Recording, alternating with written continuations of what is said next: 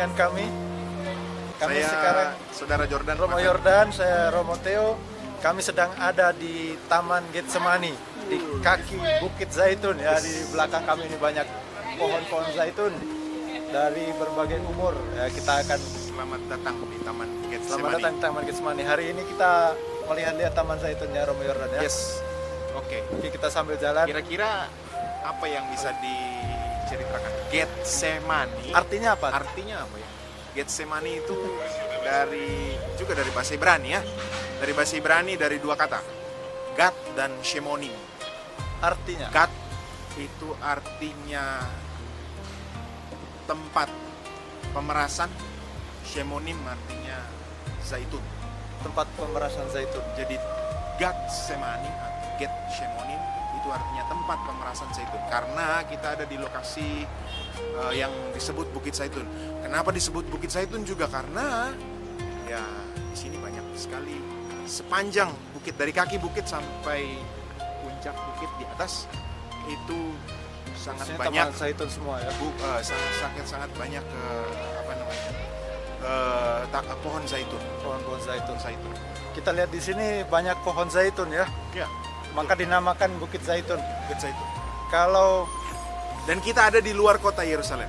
sudah di luar kota. Kita sedang ada di sebuah Kalau lembah. kita bisa lihat ke sana. Bisa lihat ke sana ya. Nah, itu kota Yerusalem. Tembok kota Ada di sana. Yerusalem. Ya. Yang puncak kota Yerusalem itu adalah Bukit Moria. Ya. Lalu kemudian menurun ada sebuah lembah. Ya. Ini lembah yang disebut dalam Injil Yohanes dulunya adalah sungai. Ya, sungai yang disebut Sungai Kidron. Dan kita sekarang ada di bagian lembah Sungai Kidron. Lembah Ya. Sungai Kidron. Lembah Sungai Kidron adalah lembah yang memisahkan antara Bukit Muria dengan Bukit Zaitun. Oke.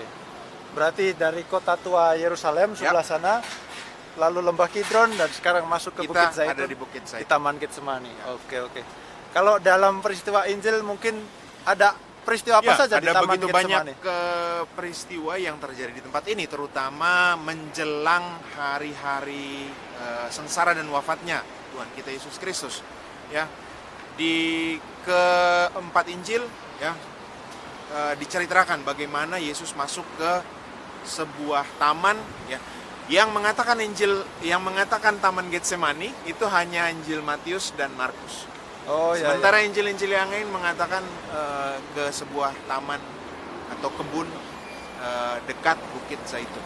Ya. Oke. Tapi semuanya merujuk ke satu hal yang sama, ya, karena disinilah memang tempatnya di mana Yesus menjelang hari akhir wafatnya, ya, dia datang ke sini untuk berdoa dan kemudian mengalami ketakutan, agoni, dan kemudian di tempat ini juga dia dijemput dalam tanda kutip oleh tentara-tentara Bait Allah untuk kemudian ditangkap dan diadili.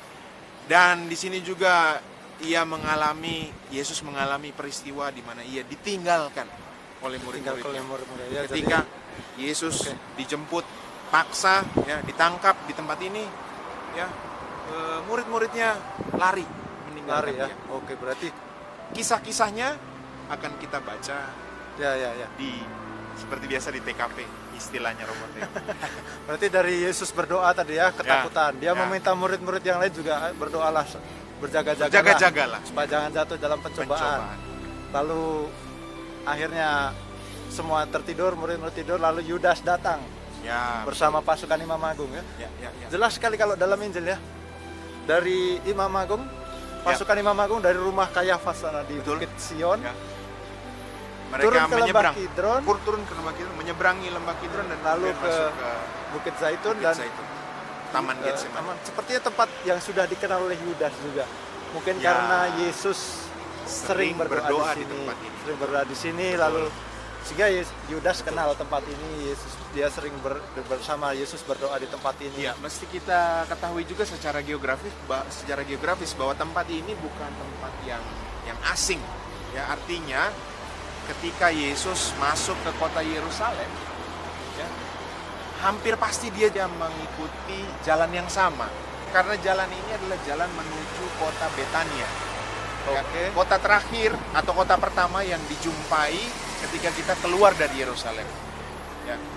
Di Betania kita ingat ada siapa? Lazarus, Marta, dan Maria. Ya, oleh karena itu kemudian persis di belakang bukit ini, kalau kita terus naik ke atas Bukit Zaitun, kota pertama yang akan kita jumpai di belakang Bukit Zaitun itu adalah Betania. Ya. Oke. Jadi ketika Yesus masuk ke kota Yerusalem, dia hampir pasti juga lewat tempat Lewat ini. sini juga ya. Ya. Oke, nanti kita baca Injilnya Ya. supaya lebih jelas ya. Kita cari posisi yang tidak terlalu panas. Mantap.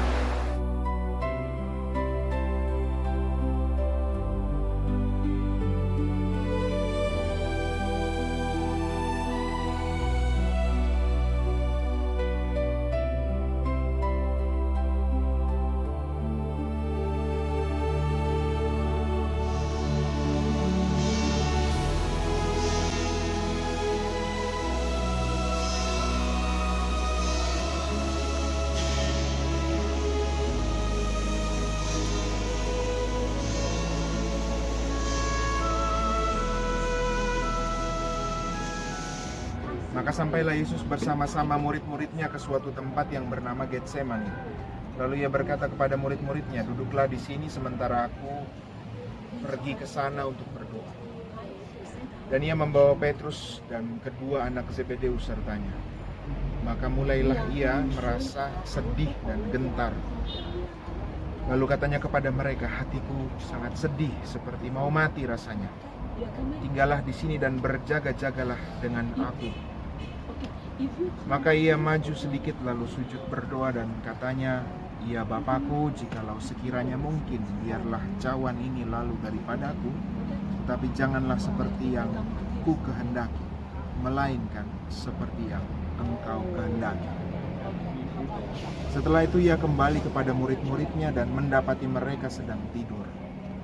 Dan ia berkata kepada Petrus, "Tidakkah kamu sanggup berjaga-jaga 1 jam dengan aku? Berjaga-jagalah dan berdoalah, supaya kamu jangan jatuh ke dalam pencobaan. Roh memang penurut, tetapi daging lemah." Lalu ia pergi untuk kedua kalinya dan berdoa, katanya, "Ya Bapakku, jikalau cawan ini tidak mungkin lalu, kecuali apabila aku meminumnya, jadilah kehendakmu." Dan ketika ia kembali pula, ia mendapati mereka sedang tidur, sebab mata mereka sudah berat. Ia membiarkan mereka di situ lalu pergi dan berdoa untuk ketiga kalinya dan mengucapkan doa yang itu juga. Sesudah itu ia datang kepada murid-muridnya dan berkata kepada mereka, "Tidurlah sekarang dan istirahatlah. Lihat, saatnya sudah tiba bahwa Anak Manusia diserahkan ke tangan orang-orang berdosa. Bangunlah, marilah kita pergi. Dia yang menyerahkan aku sudah dekat." Nah, itu salah satu peristiwa yang terjadi di Taman Getsemani. Urutannya peristiwa setelah malam perjamuan terakhir. Betul, ya, Romo Yordan ya. Jadi Di Bukit Sion, menyeberang Sungai Kidron, turun Yesus berdoa. dan kemudian dari sini baru ia Yesus berdoa dan menangis ya, betul. Dan kemudian ditangkap, baru kemudian dibawa kembali ke Bukit Sion. ke rumah Kayafas. Hanas Kayafas, Imam Agung Tunggal. Ada sesuatu yang menarik menurut saya tadi ketika kita mendengarkan bacaan Injil ya. Bagaimana Yesus berdoa dengan kata-kata yang sama. Ya. 3 kali. 3 kali dengan kata-kata yang sama. "Ya Bapa, kalau boleh cawan ini lalu daripadaku. Tetapi bukan kehendakku, melainkan kehendakmu." Itu doa Yesus tadi ya. Itu doa di Yesus Injil di yang kita Taman dengar. Getsemani. Ya, salah satu doa yang menurut saya mengungkapkan sisi kemanusiaan Yesus. Sangat betul, Yesus itu Allah, tapi dia juga, kita tidak boleh lupa juga di dalam syahadat selalu kita katakan, ialah sungguh Allah, tapi juga sungguh manusia. Dan di sini, tempat ini, ia menampakkan sungguh sisi kemanusiaannya. Yaitu apa? Sudah terbayang di dalam dirinya apa yang akan terjadi. Ya. Sudah terbayang di dalam dirinya apa yang akan terjadi. Sudah terbayang di dalam kepalanya apa yang akan terjadi setelah ini. Ya. Dia akan menderita, dia akan ditangkap, dia akan ditinggalkan oleh murid-muridnya, dia akan mengalami kesendirian, dia akan disiksa, dia akan disesah, dia akan disalibkan, dia harus memanggul salibnya lebih dahulu menuju ke Golgota dan kemudian harus disalibkan dan mati seperti penjahat. mati seperti penjahat. Itu sesuatu yang sangat menyedihkan dan sangat menakutkan, membuat Yesus gentar. Berarti jadi di tempat ini Yesus mengalami ketakutan itu ya. Di tempat ini Yesus sudah terbayang di pikirannya. Sudah terbayang. Kita tadi bacakan sangat baik di dalam Injil Matius, mengungkapkan sangat baik sisi kemanusiaan itu ya. Dan apa yang terjadi Bapak Ibu dan saudara-saudari, saya cuma mau mengatakan bahwa dari tempat ini ya, di kaki Bukit Zaitun ini sangatlah mudah orang, tadi sudah kita katakan bagian awal, Bukit Zaitun itu ada di luar kota Yerusalem ya. Jadi dari tempat ini Bapak Ibu dan Saudari, sangat mudah orang untuk melarikan diri keluar kota. Saya membahasakan dalam bahasa saya sendiri, mengatakan begini, Yesus itu seperti berdoa seperti ini. Ketika Yesus mengatakan doa, ya Bapa, kalau boleh cawan ini lalu daripadaku, bukan kehendakku tapi kehendakmu, itu sepertinya dalam bahasa lain, dalam pikiran saya, Yesus itu sedang berkata begini, Tuhan, janganlah, ini terlalu berat Tuhan. Ya, seperti mengatakan, Tuhan ini terlalu berat sekali. Bapa, dia mengatakan kepada bapaknya, Bapa, ini terlalu berat. Kalau boleh janganlah.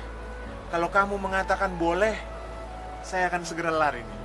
Lari karena apa? Karena ini dekat sekali. Oke, jadi posisinya begitu Posisinya ini dekat sekali dengan kota Betania yang ada di dekat padang gurun. Ya, kota pertama yang akan dijumpai, yang akan kita jumpai setelah kita keluar dari kota Yerusalem. Berarti kalau pasukan Imam Agung datang, Yesus tinggal lari Dia aja. tinggal lari ke depan dan kemudian tidak ada orang lagi yang mau mengejar dia ke padang gurun, mengejar lagi, membuang-buang waktu. Ya, betul. Ya. Tapi Itulah, karena Yesus... itu kemudian disebut juga basilika yang kita kunjungi itu disebut juga Basilica of the Agony. Ya, Yesus mengalami agonia, Yesus mengalami sebuah perasaan yang takut, tapi juga di dalamnya ada kebimbangan, ada keraguan, sangat manusia, cemas, apakah saya bisa atau tidak. Film The Passion of Christ itu sangat manusiawi, menggambarkan bagaimana setan yang berbentuk ular itu mengatakan begini kepada Yesus, Yesus, kamu tidak akan mampu mengatakan melalui semua ini, menyerahlah saja. Kamu tidak akan mampu, menyerah saja. Ini bukan pekerjaanmu, ya, ini bukan karyamu, dan sebagainya. Di sinilah Yesus mengalami sebuah ketakutan yang amat dalam dan juga kecemasan yang amat dalam sebagai manusia. Ya. Jadi di tempat ini ya, sisi manusiawi Yesus itu sangat ditekankan. Ya. Ditekankan dia sebagai manusia seperti kita juga pernah mengalami takut, misalnya takut ujian atau takut menghadapi apa misalnya itu, ada ketakutan. Nah, Yesus juga di tempat ini juga seperti diceritakan Saudara Yordan, karena dia Allah, 100% Allah, 100% manusia, dia tahu apa yang terjadi besok dan dia takut. Sisi manusiawinya Yesus di sini takut ya. Hanya ketakutan Yesus tidak membuat dia lari. Betul. Tapi Yesus memilih untuk taat ya. Yesus doanya pun tidak memaksa ya, kalau Tuhan menghendaki ya. Sebuah doa yang menurut saya sangat indah, sebuah doa yang sangat indah karena apa, dikatakan itu berulang kali. Ya Bapa, kalau boleh cawan ini lalu daripada tadi, bukan kehendakku. Sebuah doa yang tidak memaksa. Ini juga mungkin kita perlu pelajari ya. Kita perlu pelajari. Kadang-kadang ketika kita berdoa,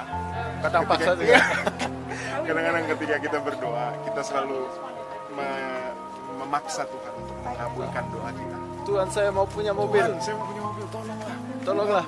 Aduh, ubahlah suami saya, ubahlah kasih istri pinjaman.